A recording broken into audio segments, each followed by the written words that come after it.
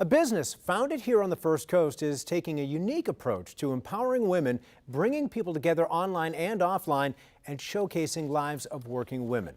Babes Who Hustle started 3 years ago in Jacksonville as a personal project that soon became a business.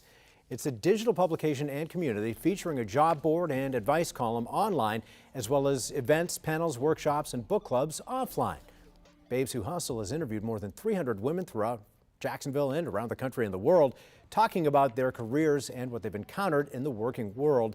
That online presence translates into networking opportunities across multiple industries.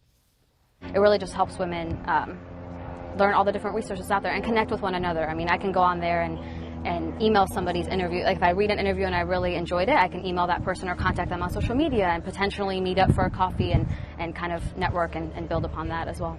Ina Mazzini says men can be involved as well by nominating women they think should be featured. For more about Babes Who Hustle, head to our website, firstcoastnews.com.